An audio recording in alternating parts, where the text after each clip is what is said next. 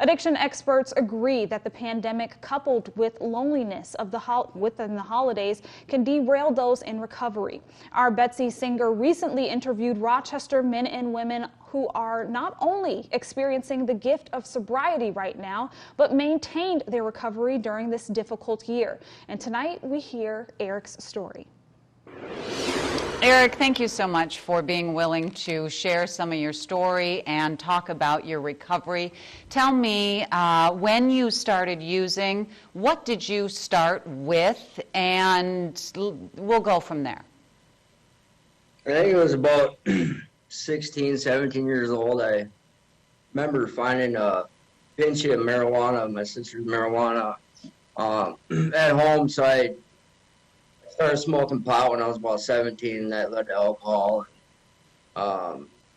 It spiraled out of control when I was about 18 or 19 years old. That went to cocaine, and from cocaine it was meth and heroin at the age of 24. So I mean, I've been in and out of recovery for the last 18 years now. So you have quit before. Tell me why this time is different. This has been a really hard year for people, and you've been sober this year.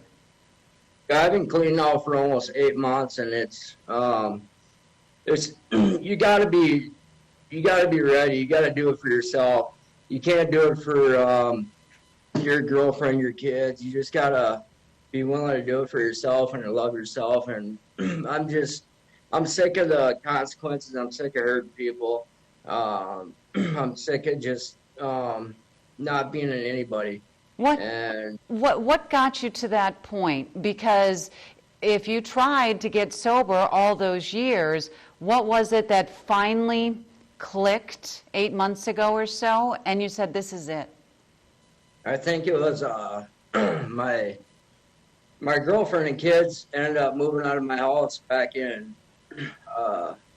Valentine's Day, February 14th of this year, and I seen myself sitting in my home all alone, and just wishing for a good life. And with her leaving and other things going wrong in my life, I think I've overdosed about 8 times.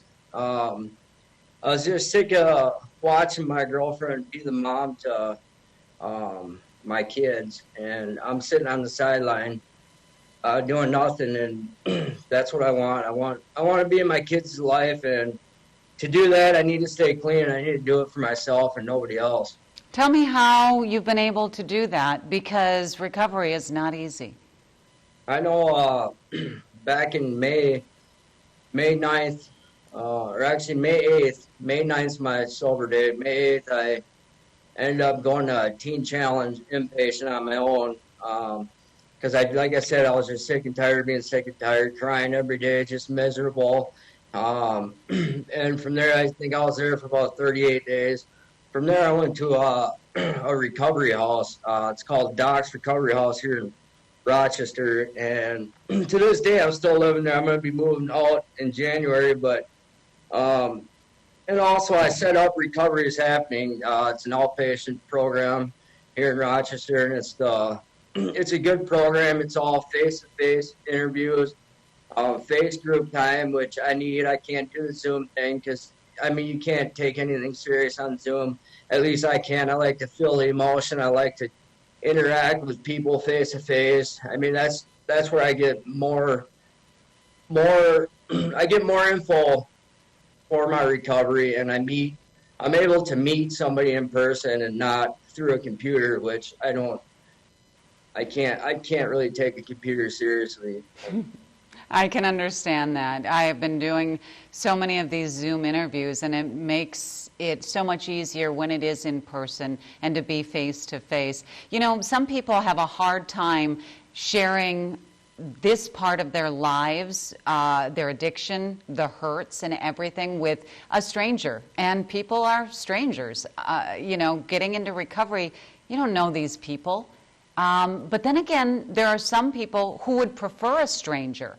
So which are you? Were you reluctant of strangers, or were you happy that they were strangers and helped you? You know, it's a good question.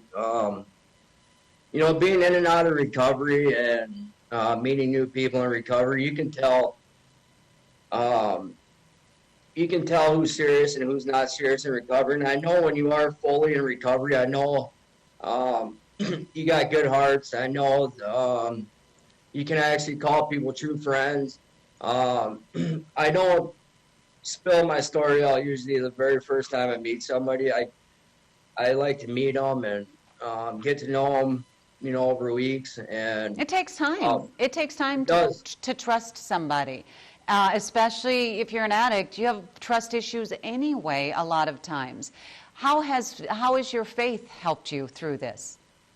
Well, it's helped me out a lot. You know, I also, for my recovery, not only do I go to Recovery is Happening and live in a recovery house, I branch out and I go to AA meetings. I go to church every Sunday. I believe in God, and God, you know, He's number one value in my life.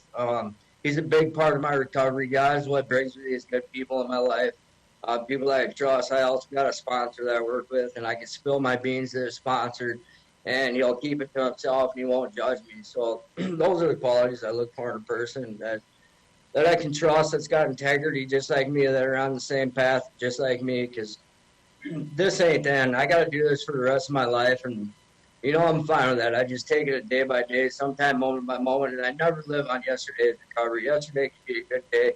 Today could be a horrible day. So I just take it a day at a time, and that's how I think. That's how I do my recovery this time. Eric, I am very thankful that you have stayed sober, and your kids are going to have a sober dad.